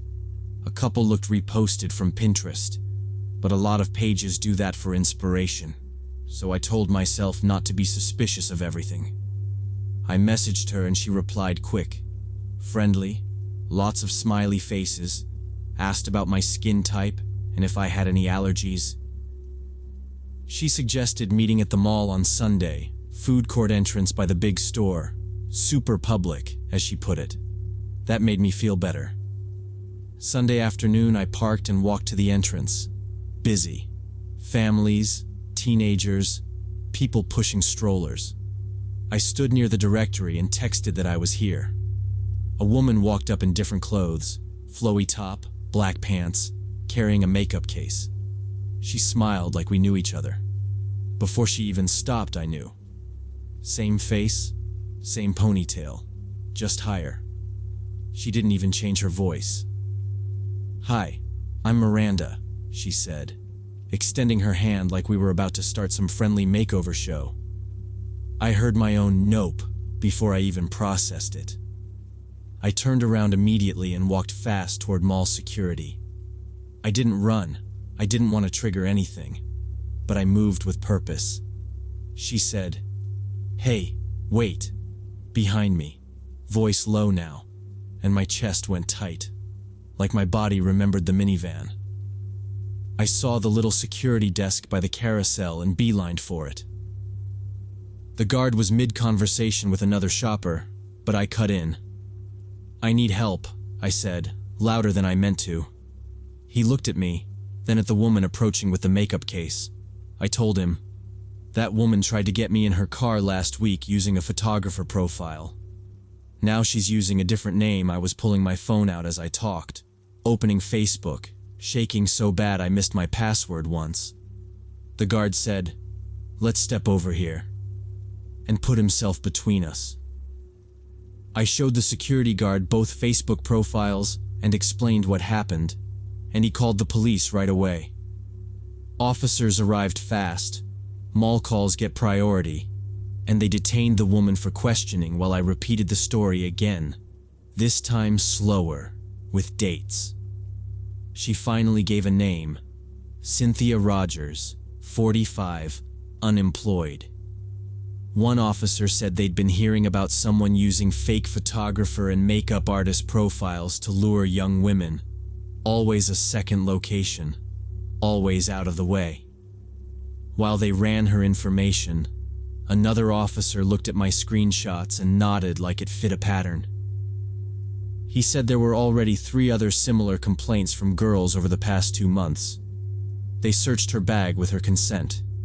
Inside were makeup supplies, sure, but also blank consent forms printed from a template, and a cheap wig, which made my stomach twist. They told me they were arresting her on charges of attempted kidnapping and fraud. They asked if I'd be willing to make a statement, and I said yes. I wrote everything down exactly as I remembered, including the part where she got mad in the car and the sudden stop at the curb. When they took her out through a side exit, she looked over her shoulder at me like I'd inconvenienced her, not like she'd been caught doing something serious. I still think about what could have happened if I hadn't asked her to stop that car, if I had just gone along with it because I didn't want to be rude or cause a scene. I keep replaying how normal it all looked online, how fast I explained away the things that felt off, because I needed the deal. I never look for services through Facebook anymore. I verify through official websites and reviews, and I ask for business licenses, and I meet in public with my own transportation, or I don't meet at all. It's been 3 months, and I still get anxious when I think about sitting in that minivan, watching us drive farther from anywhere familiar.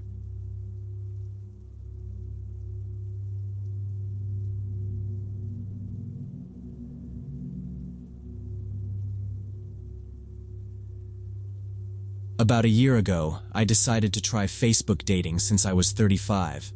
Worked as an accountant at a company where everyone was either married or 20 years older, and my dating pool was basically non-existent.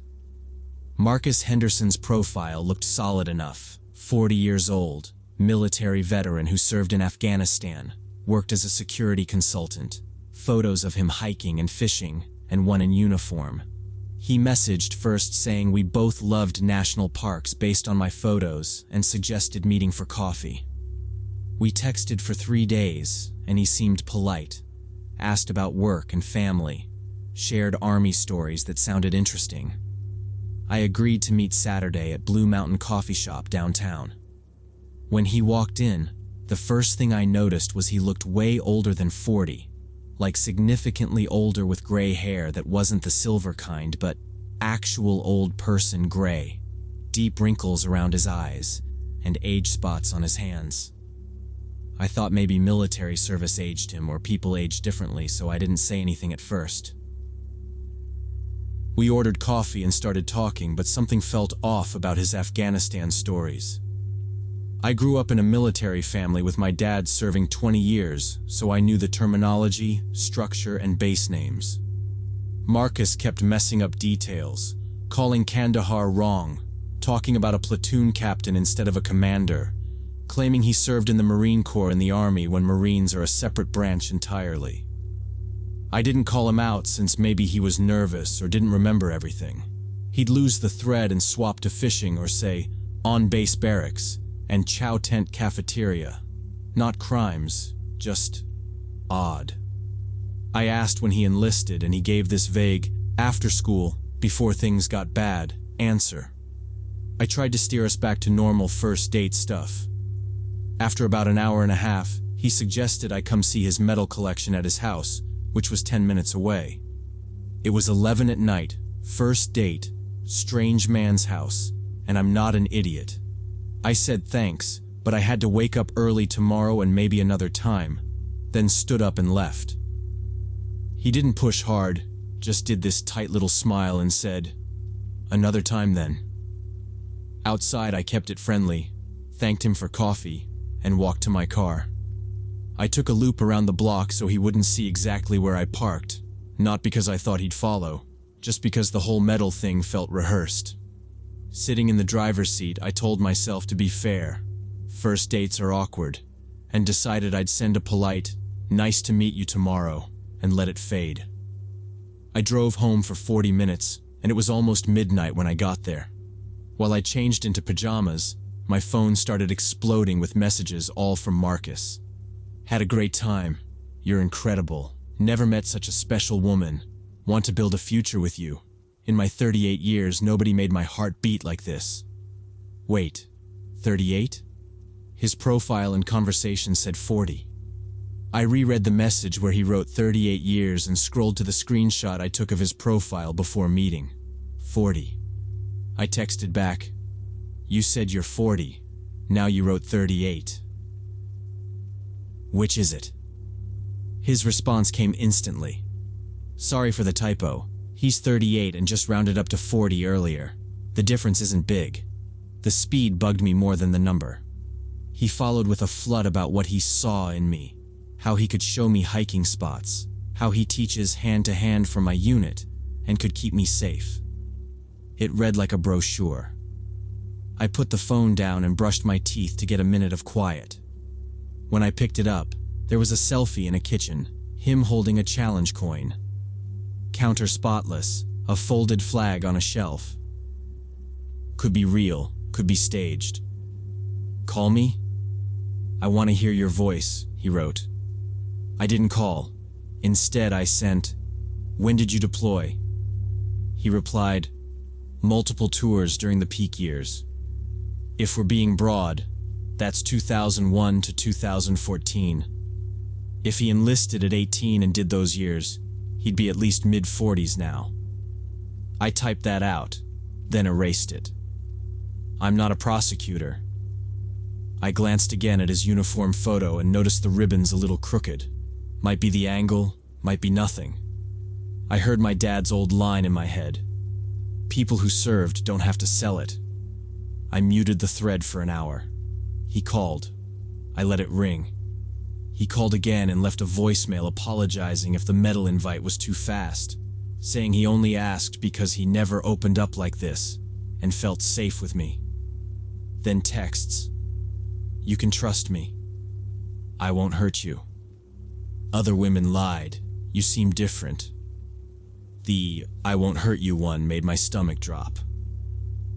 No one says that on a normal first date. I thought about blocking, but I wanted a clean end, not a blow-up at midnight. I typed, "Thanks for tonight, I'm going to pass," deleted it, set the phone to silent, and put it face down on the dresser. He still got one more through. We're both national parks people, it's rare to find that.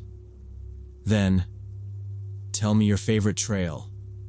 Then again, "I'm 38, I just rounded." I watched the screen go dark and turned off the lamp. Lying there, I kept doing the math in my head like it was a spreadsheet I needed to balance. If he really was 38, his Afghanistan timeline didn't line up. If he really was a veteran, the way he talked didn't line up. And if he really thought I was special, the way he pushed didn't line up either. I decided I wasn't solving it at midnight, and I didn't respond and went to bed. Woke up at 7 to my phone ringing. It was Marcus, and I didn't answer. The phone kept lighting up. Voicemail filled. 15 Facebook messages asked why I wasn't responding. Did he say something wrong? We had such a good time. Let's meet today. He already missed me. I was his destiny. I blocked him on Facebook, muted my phone, tried to eat cereal and couldn't. At lunch, he called from a different number and I answered by mistake, thinking it was a vendor. "Carolyn, this is Marcus. Why did you block me? I love you. We'll be happy together. I know it." His voice was calm like he'd rehearsed. I hung up and sat on the copy room floor until my hands stopped shaking. He texted more from the same number, long paragraphs about fate and loyalty and how other women couldn't handle a real man. I blocked that number. That evening he sent photos to my regular number, military documents, a veteran's ID card, certificates. The pictures were blurry, but on the ID I could make out a birth date, 1967. I checked again. That made him 58, not 40, and not 38. Almost twice my age. I took screenshots and started to type, "Whose ID is that?" Then deleted it. He sent, "See? I'm legit," with a thumbs up. I turned the phone off and stuck it in a drawer. I sent one last message from my friend's temporary number because I didn't want him to keep my real one. "Marcus, you're 58, not 40. You lied about your age and service. Leave me alone or I'm going to police." He replied with a non-apology about rounding and age being just numbers. I blocked that number and deleted the app off my friend's phone. Next day I changed my phone number with my carrier, closed Facebook dating, and locked down my profiles. The calls stopped. I slept.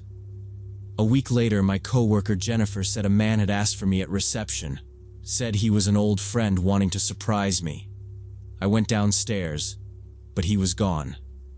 Security said he was tall, gray-haired, about 60. I told them not to let him in again and said he was a stalker. They took it seriously. My manager moved my desk away from the front glass and told me to ping her if he showed up. That night, Jennifer walked me to my car. She kept saying, "This is insane." I said, "I know." 3 weeks went by with nothing. No calls, no messages, no deliveries, no cars idling by my place. I should have felt normal. Instead, I watched doors, checked the lobby, and parked under cameras. I stopped posting personal stuff. I deleted all dating apps. When I thought about the coffee shop and the way his stories slipped, I got that same cold accountant feeling when a sheet won't balance. I kept replaying the metal invite, the age slip, and that birth year on the ID. Every part of it said the same thing. He needed someone to believe him more than he needed to tell the truth. I don't think he loved me. He wanted control and a fast yes. I'm careful now in ways that feel boring, but they work. I save screenshots. I wish I hadn't answered that lunch call. I'm still glad I trusted myself at the cafe and walked away.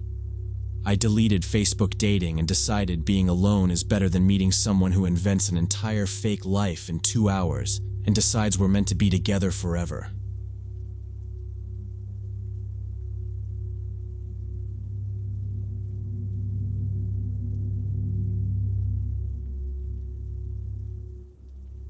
When I was a sophomore in college, I used Facebook pretty actively to connect with students from other campuses in the region. There were 4 major colleges within an hour of each other, and we had shared academic groups where people discussed coursework and events. In October, I got a friend request from a girl named Chloe Simmons. Profile photo showed a brunette around 20 years old. Said she went to East Coast University in the next town over and was majoring in psychology. We had 15 mutual friends, mostly students from general academic Facebook groups, so I accepted the request. A day later, Chloe messaged me. "Hey, saw you're in the social sciences students group. Are you at Midland College?" We started chatting about coursework, difficult professors, and general student life stuff. The messages felt normal at first. She asked what classes I was taking and I listed them. Then she said she had a brutal lab, and I joked that I picked sociology to avoid labs. She laughed, typed, "LOL same, psych labs are fake labs." It was light, easy. She DM'd during afternoons, sometimes later in the evening, and always sounded upbeat. Her account had enough to feel real. A handful of photos at a coffee shop, 2 posts about finals from last spring, a shared article about groupthink I'd also read. Nothing flashy. I didn't stalk too hard. Midterms were sucking my soul, and honestly it felt nice to talk to someone who got it. Over 2 weeks, Chloe and I exchanged messages almost every day. She complained about Professor Anderson, who failed half the class on the midterm, talked about an assignment analyzing a social experiment, asked for advice about books for a research paper. I felt like I found someone who understood my interests, because Chloe seemed smart, friendly, and genuinely interested in social psychology. Sometimes I brought up our mutual Facebook friends, but Chloe always changed the subject, saying stuff like, "Yeah, I think we were in the same group at a summer conference, but I don't remember well."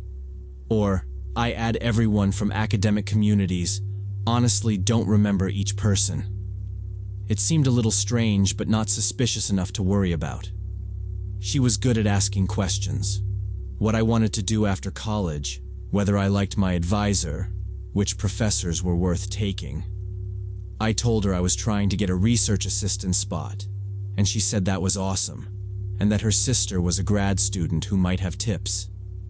I didn't ask many questions back, not on purpose, I just answered. She'd send me a paragraph, I'd fire off two. When I did ask specifics, dorm or off campus, which residence hall, stuff like that, she kept it vague.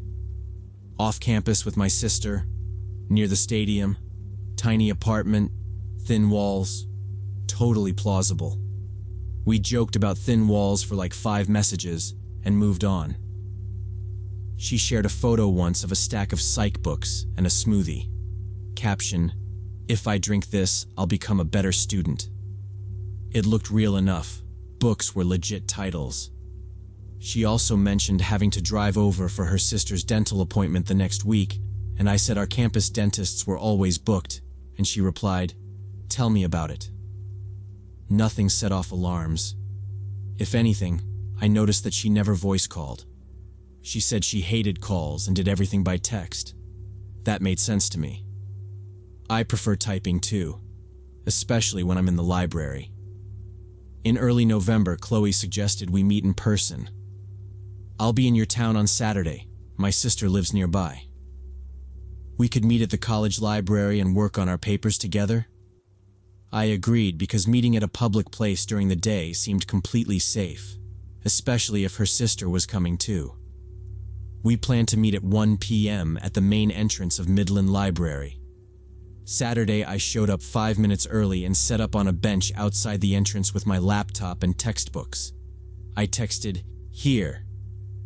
Gray hoodie, blue backpack, and she wrote back a heart and "Be there in a sec." I watched the door, checked the time, tried not to look weird hovering outside where everyone entering had to walk by me. I kept thinking it would be nice to finally talk out loud instead of typing. At exactly 1 p.m., a man in his 40s wearing a brown jacket and baseball cap walked up to me with a small backpack. He had the kind of quick, polite smile older alumni give when they're back on campus for a minute.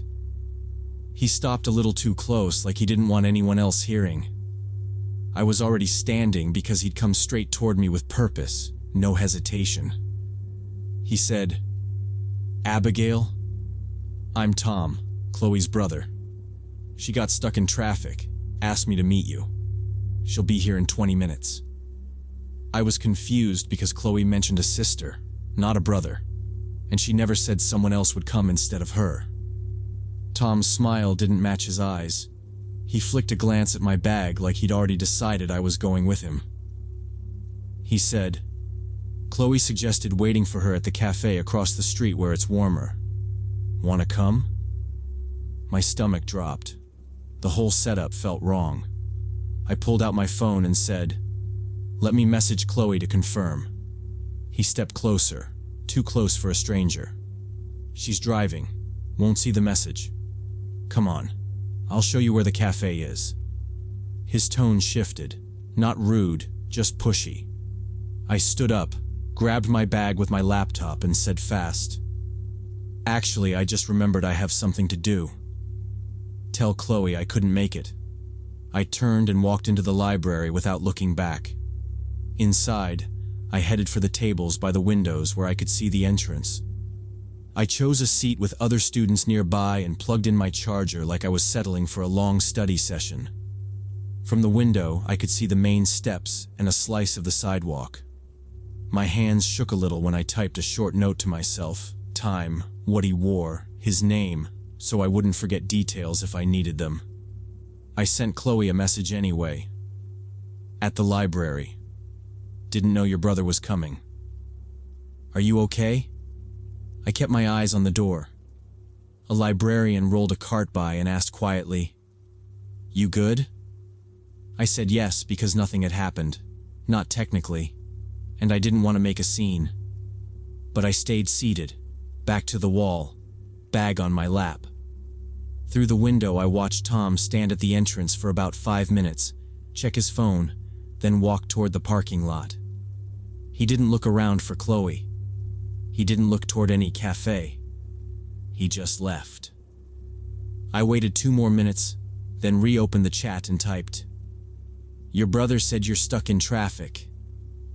Everything okay?" The message stayed unread. I stared at the profile circle, expecting it to blink green, but nothing. I called my friend Lexi and told her what happened in a low voice. I laid it out plain. The brother thing, the push to leave the library, the unread messages. She didn't try to calm me down. She said, "Check her profile. Check the friends list and photos. See if anything's weird." I opened Chloe's page and it gave me a broken link error. I refreshed. Then it said the content wasn't available. I searched her name again. Nothing. It felt like a trap door under my chair opened. Lexi said, "Screenshot the chat now." I did. She told me to walk to the front desk and tell someone. I agreed. I waited until my legs stopped shaking, then showed the librarian the screenshots and asked if campus security could be called to the library. A security officer met me by the entrance after a short time and took my report. He asked for the description. Brown jacket, baseball cap, small backpack, about 40. He asked if I'd seen a car. Number. He asked if the man used my name. Yes. I showed him the chat. He took photos of my screen and asked permission to email the screenshots to his supervisor. I said yes. He told me they'd pull camera footage from outside and from the library lobby.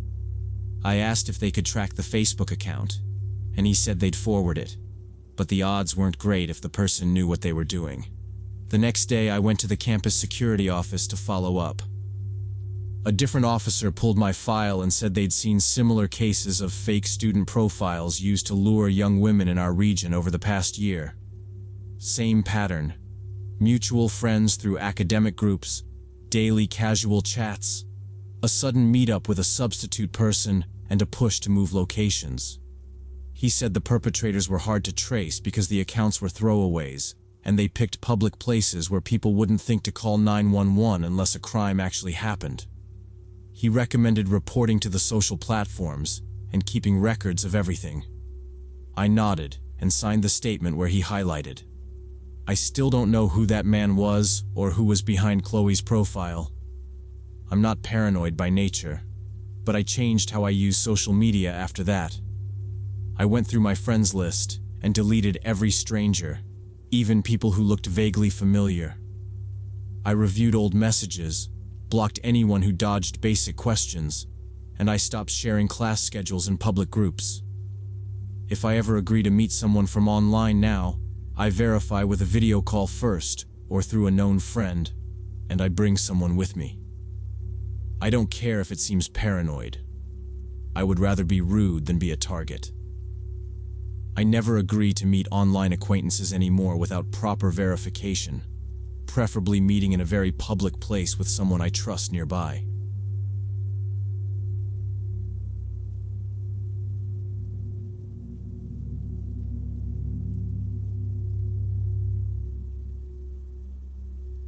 I graduated from Eastern High School in Baltimore 15 years ago and never went to any reunions since, not because of bad memories, but I just didn't see the point. Work, errands, a couple of moves, you lose track and it's fine. So when a guy named Brad Simmons messaged me on Facebook saying he was organizing a 15-year reunion for the class of 2010, I was surprised but open to it. His profile showed 23 mutual friends, All names from school. His photos looked like corporate events and hotel bars. I didn't remember him, but we had 300 graduates. You can't know everyone. He sent a friend request. I accepted, and I messaged asking when and where the reunion was happening. No reply. 5 minutes later, he tried to video call me through Messenger. I was at work, so I declined. He tried again, then once more an hour later. I don't answer video calls from strangers, and it felt pushy. A week later on Thursday evening, I got a call from an unknown Baltimore number. Could have been a vendor, so I answered. A man's excited voice said my name, and I confirmed it. Great. This is Brad Simmons. We're friends on Facebook. I'm organizing the class reunion. I asked how he got my number, since it's not on my profile, and I don't give it out casually. He laughed, short, like he expected the question, then said, "Oh yeah, I contacted several people from our class and someone gave it to me. Can't remember who." Then he said the reunion was November 18th at Harborview Hotel, and he needed my current address to send a paper invitation. Why a physical address when he had Facebook and could set up an event? I told him I preferred not to give out my address and asked if he could send details through Facebook instead. There was a pause. Then he said, "Sure, no problem. I just wanted to make nice paper invitations, but okay." We hung up. The video calls, the address ask, the vague answer about my number. It all felt off. So I posted in our class Facebook group, "Anyone know about a November 18th reunion at Harborview organized by Brad Simmons?" 4 people responded within an hour. All said no reunion was planned. One wrote, "Last one was last year. Next is 2026. A girl named Emily commented that she didn't remember any Brad Simmons at all and asked if he was actually in our class. I went to the hall closet, pulled down the old yearbook, and checked. No Brad Simmons in any section. I even checked the index for Simmons. Nothing. Back on Facebook, I opened his profile. It showed he'd joined 3 months ago. The photos were generic corporate shots with no tagged people. Our mutual friends were mostly classmates who barely used Facebook anymore, folks who hadn't posted in years. I messaged Emily and a friend who helped with past reunions. I asked if anyone had Harborview on hold, or if they ever mailed paper invites. My friend wrote back, "Nope, we use events and email lists." Emily said she'd never heard of him, and his name wasn't on any old committee docs. I went back to his timeline. 3 posts total. "Can't wait to see everyone at the reunion." A photo of a seating chart with 0 faces and a broken link to a guest survey. No comments from classmates, no banter. Nothing that proved he'd ever stood in our cafeteria. It didn't look like a mix-up. It looked like someone building a believable net to catch addresses and numbers. If I'd given mine, the next ask would have been email for RSVPs, then verify by SMS, something to keep pulling data. I unfriended him, locked down my privacy settings, and left my post up so people could see the thread. I wasn't the only one noticing it either. A couple classmates DM'd me the same concern too. Then I checked his friends list again and scrolled name by name. The pattern was obvious. Seemed like he just mass added everyone from the class of 2010, and people who didn't check carefully accepted the requests. Next day he called again from a different number. As soon as I heard, "Danny, this is Brad," I hung up. He called back 3 times in 5 minutes. I let them ring out. Then a Facebook message popped up. "Why aren't you answering? I just want to make sure you're coming to the reunion. You said you'd think about it." I hadn't promised anything.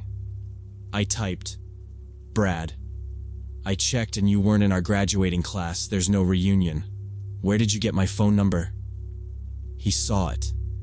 No response. I watched the typing bubble flicker and disappear twice. 2 hours later, my phone lit up with another new number.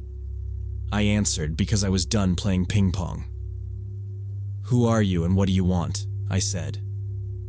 "Danny, I just wanted to meet you," he said, calm, like we were already friends. "I saw your profile. We could be friends. I know a lot about you. You work at Apex Solutions and live in the Fells Point area, right?" My mouth went dry. My page only showed the city. "How do you know that?" "I pay attention," he said. "People don't think about what they post. You know, the backgrounds, the logos, the views out the window." "You're not from our class," I said. "Stop pretending you are." "Why are you lying?" "I'm not lying," he said, then immediately corrected himself. "Okay, fine. We didn't overlap much. Look, I'm trying to build a network. We're similar. Same school, same city. It's not a big deal." "It is," I said. "Don't call me again. I just want to hang out, man. Grab a drink near the water. I'm not weird. I'm right here in the city, too." I kept my voice even. "Lose this number." I hung up. My hands were shaking, not dramatic shaking, just that tight buzz in the fingers. I opened Facebook, scrolled my own profile, double-checked privacy. Only city. No workplace listed. Just a photo from a charity run where my shirt had the company name. Small, easy to miss unless you were looking. I looked at my last few posts and tried to see them like he would. There was a picture from my block last fall. Row houses and a street sign, mostly blurred. If you zoomed, you could make out enough. I should have been more careful.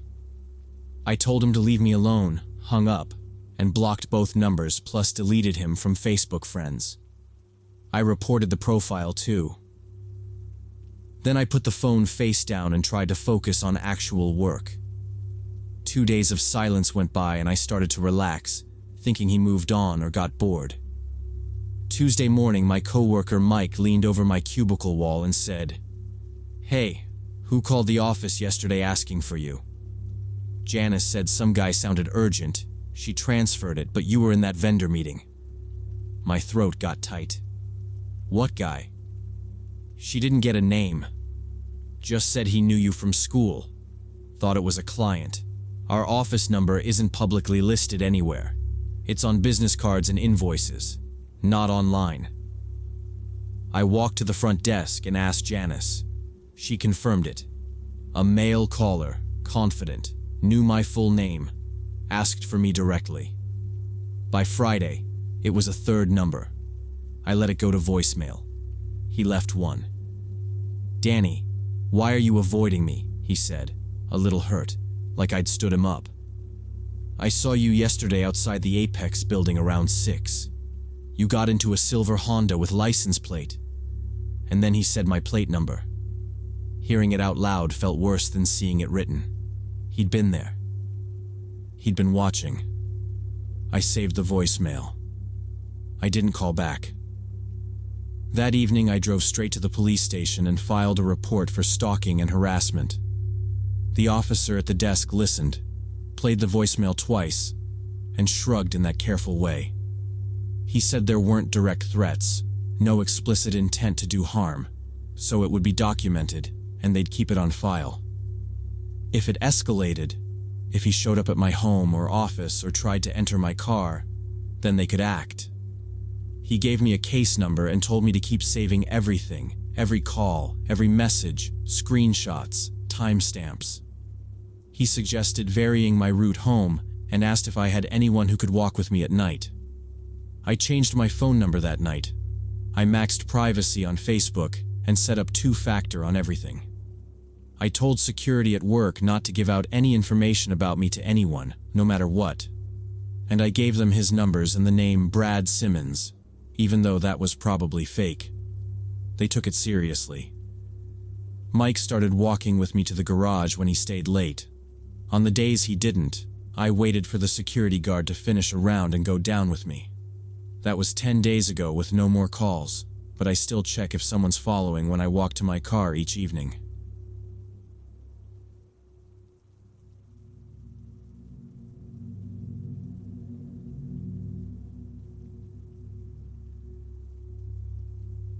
During my senior year of college, my Dell laptop that had my entire psychology thesis on it died at the worst possible time, 3 weeks before defense.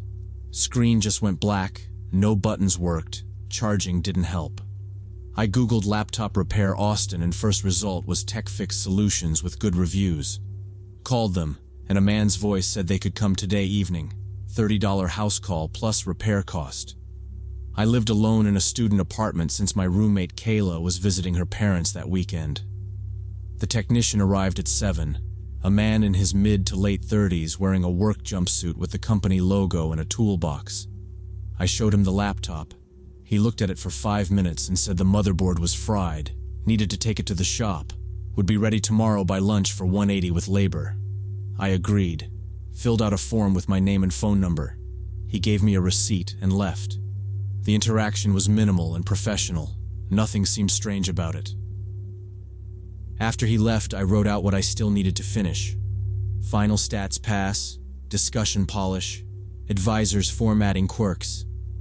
My sources were backed up, raw data lived on the lab server, but the cleaned dataset and all the little edits were trapped on that dead machine. I sat on the rug with a yellow pad and forced myself to outline from memory. Anxiety spiked, then leveled. He sounded competent. I put the receipt in my desk drawer next to 2 flash drives and set a reminder to upload to Drive the second I got the computer back. It felt like triage, but doable.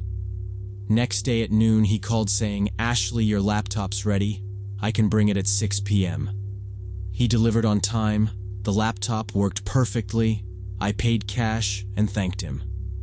He paused at the door for a second, saying, "By the way, you should back up your thesis to the cloud just in case. You never know what might happen." Good advice, so I nodded and closed the door behind him. I did exactly that.